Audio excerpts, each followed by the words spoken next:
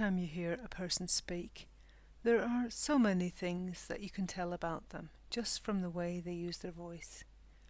You can tell their sex, a bit about how old they are, something about where they come from, and you're actually much better at telling people apart who come from a place that you know well than people who come from a place you don't know well.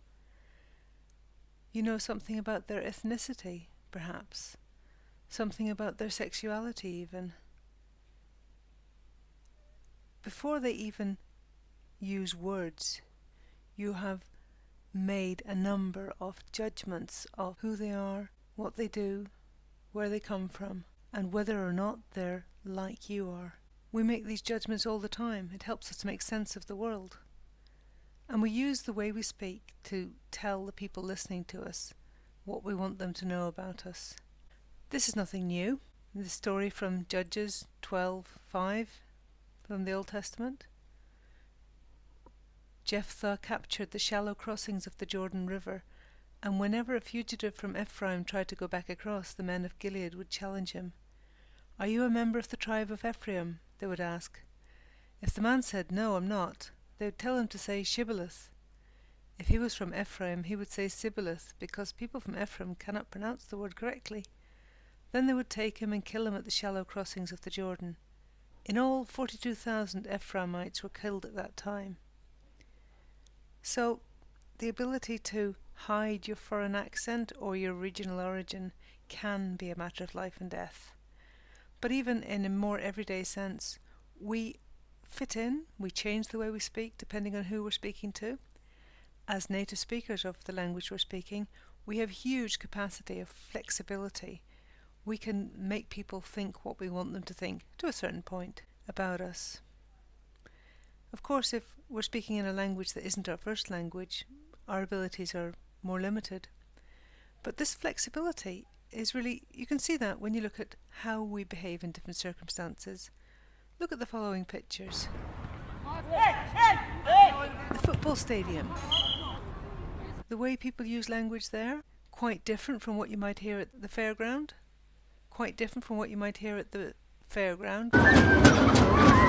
People screaming. Or what about the astronaut walking on the moon?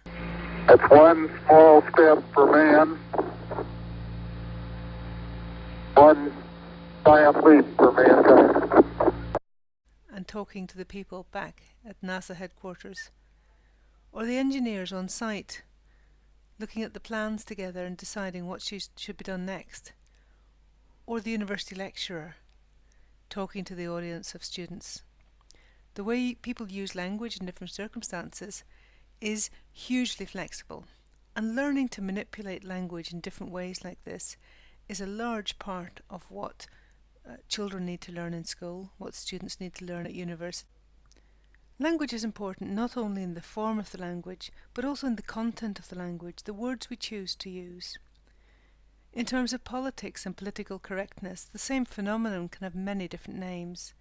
Some of these we talk about as euphemisms, such as when we don't want to talk about something that's not quite pleasant, maybe, or not quite attractive. The way that cleaners might be called hygiene technicians, or bin men might be called refuse collectors. These things change, of course, as the original term becomes associated with too many negative connotations. And parts of this can be seen in the way we try to use inclusive language.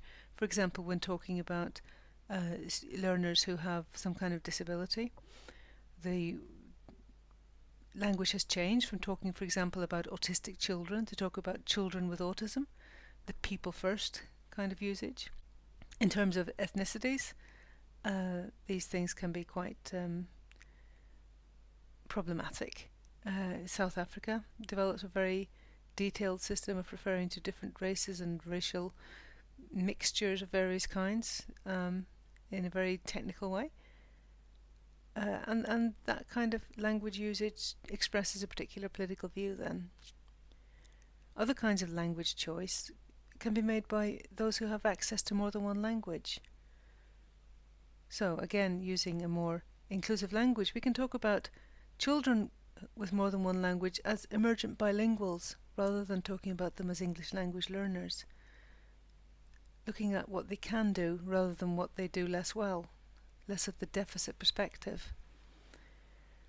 But at any point, a bilingual speaker has the option of choosing one or the other language, and that can be within a sentence or within a meeting or speaking to different people. We'll talk a bit more about this kind of code switching and code mixing, as they're called, the movement between languages and how that can be used. Gender is another aspect, that the content of what you say is really important. Looking at things like sexism in language, the way the male is the default, for example, and talking about all mankind. What about womankind, for example? What about the chairman? This kind of word that is often avoided nowadays. People talk about chairperson rather than chairman, and what it means to have a neutral language usage. Now, in Swedish, as in English, he and she are different sex-specific pronouns. Sometimes you don't want to. It doesn't matter, or it's not relevant whether the person you're talking about is a he or a she. One way to get around that is by using their, for example. If anyone has forgotten their book, they can borrow mine rather than his or her book. Swedish has got another way of doing this. This is a little quote from a Newsweek article there. We haven't started using it at home yet, but it's just a matter of habit, says Sofia Bergman, a Swedish mother of two. But it's a good thing if nurseries and schools use it. She's referring to hen, the new Swedish gender-neutral pronoun introduced at 2 Stockholm nurseries in 2012. Today, hen is frequently used by Swedish children and adults alike. You hear it a lot in media, actually. In Swedish, han is the word for he, and hon is the word for she, and hen then is introduced as a neutral pronoun. And it's actually very useful. Maybe something for English to think about.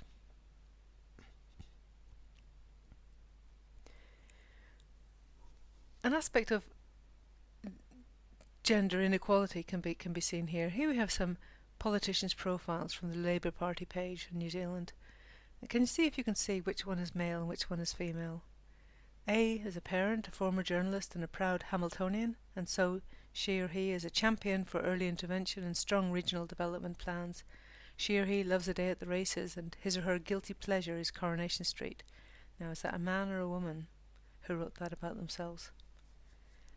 At the same website, the Labour Party, another politician, B, writes, B believes every New Zealander, regardless of their background or family situation, deserves the opportunity to realise their full potential and participate in their community and society. She or he is a passionate advocate of constituent representation and true democracy in our Parliament.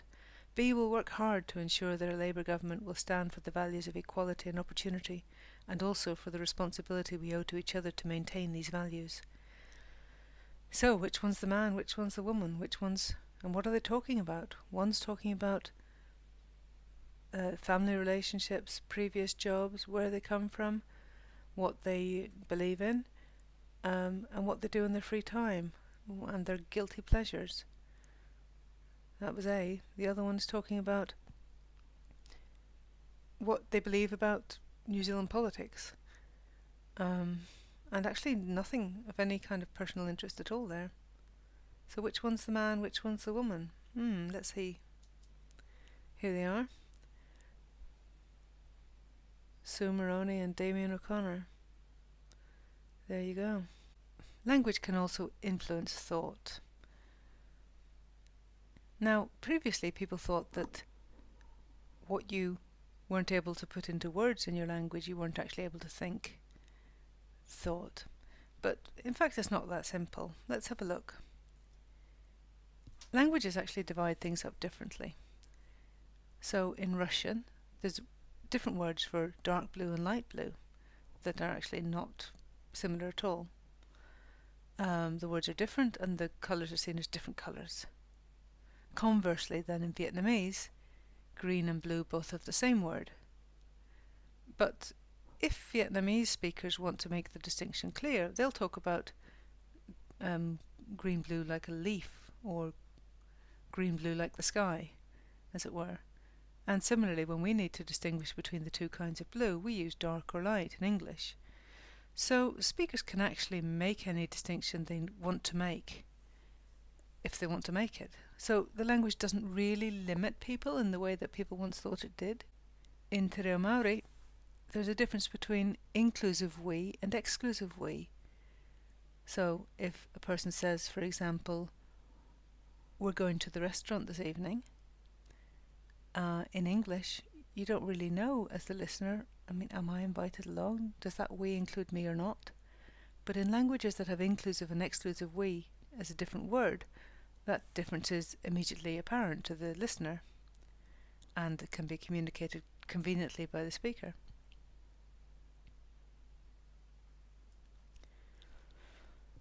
So how do we learn this? Well, we can say that all teachers are in fact language teachers.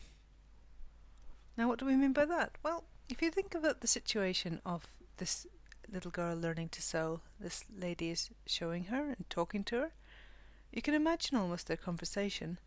She might be saying things like, oh, you have to make sure the presser foot's in the right place, and pass the fabric under the needle in the right way, and oh, your bobbin tension is not quite right there, let's see if we can fix that. And for the native speaker, perhaps the important thing is the technical vocabulary that they're learning, the way of thinking about sewing, how to actually do sewing in language and how to talk about it.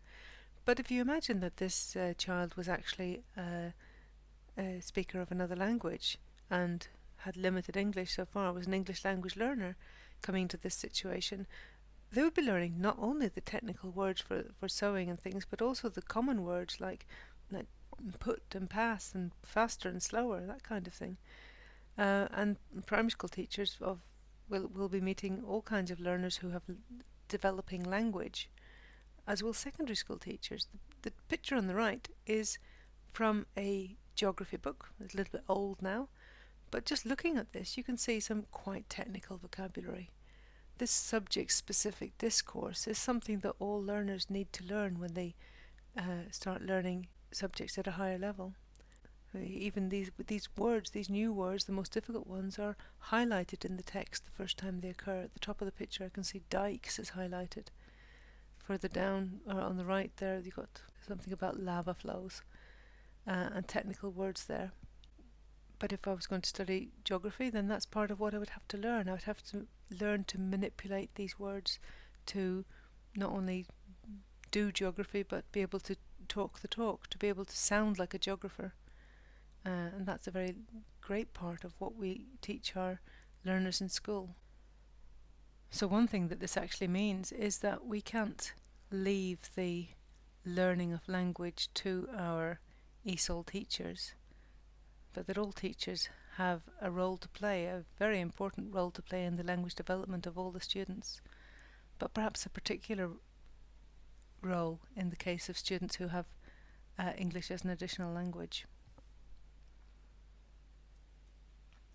These emergent bilingual children have a number of things going for them. A lot of research has shown that they have cultural advantages, and this is pretty obvious because they have access to not only the culture of the home, if they have one culture at home, for example a Persian family or a Samoan family. The children will be living in both the home culture and the school culture.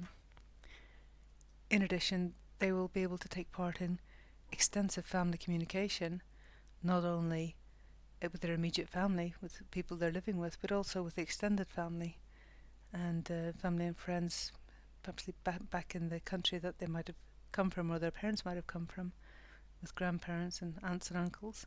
And now with technology, of course, it's so much easier to actually have these conversations and keep in contact. And the knowledge of the family language, the heritage language, will be hugely important for the children as they maintain these family communication ties. There's also research that suggests that bilingual learners have cognitive advantages, that they become more flexible in their thinking, they're more agile. Even things as simple as understanding at an early age that things can be called anything at all, that just because a chair is called chair doesn't mean it is chair, it can equally well be called stole or chaise or silla or anything else. It's just a label. and children who have access to more than one language see that immediately, whereas children who grow up monolingual might struggle with that concept, that the words we name things as are just symbols and they don't have inherent meaning. Children who have access to more than one language and culture are also more flexible socially. They interact with people in different ways. They have access to more social norms and conventions and are able to view these more analytically. They have communicative advantages, obviously. They can speak to people who can speak any of the languages they have access to, and they aren't limited to those who have just one language. In fact, most of the world speaks more than one language. Most children in the world grow up with more than one language. The English-speaking countries are actually a bit of an anomaly in this sense. Since English is so prevalent in the world, we manage to get by with just English in many cases, and there's less of an incentive to learn another language than there would be if we had a less useful language as our first language. But in fact, having access to more than one language does allow us a different kind of communication. Career prospects, of course. A speaker of several languages has advantages over people who only have one language if that language is useful in the job they're applying for or in the promotion they're applying for. Some jobs will be completely closed to people who are monolinguals. But actually, probably the most important reason why emergent bilingual children have a stake in learning their home language and maintaining their home language has to do with identity, that it's part of who they are, part of where they come from, and particularly as the child grows, this is increasingly important. There are downsides, however. For example, these children are often compared to monolinguals in their language development, and they will be learning language differently, sometimes slower, sometimes faster, but often differently. They're all the time able to compare their languages with each other and relate one language to the other, relate the situations that the languages are used in, and they'll be on a different path altogether, and it's not helpful to compare them to monolingual learners who are growing their language in just one language. They may even be stigmatized for speaking the first language, the family language. The teachers might say, don't speak that language in the classroom, hear only English, because, well, obviously the reason that the teacher might want only English is so that everybody can understand and nobody feels left out. But in fact, for the children who have access to more than one language, that's not a natural way of speaking. They're very used to switching language as they switch the person they're talking to, and that can be very helpful to them in using the languages, as we'll look at in a moment, to learn. The child may not want to appear different. They may not want to be asked to say something in Russian or what's that called in Tamil. That could be a problem for them, especially for shyer children. They may actually be viewed as less able if their English isn't quite developed yet, and if they're not able to use an advanced level of English at the moment, then they may be judged as not having capacity to learn other things. And that might mean that they don't receive education at the right level.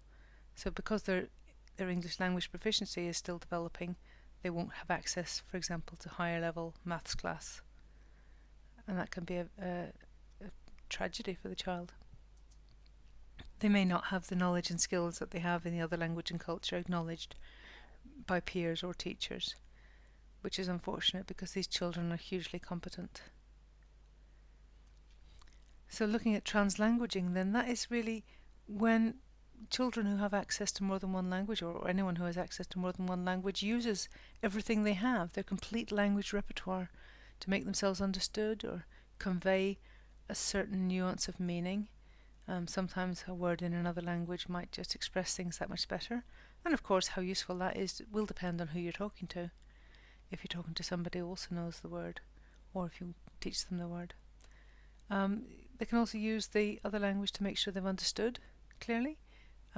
Perhaps the person they're talking to has at least some access of some understanding of the other language. They can contrast and compare different language phenomena, and that they'll do all the time. A lot of bilingual children really enjoy making bilingual jokes.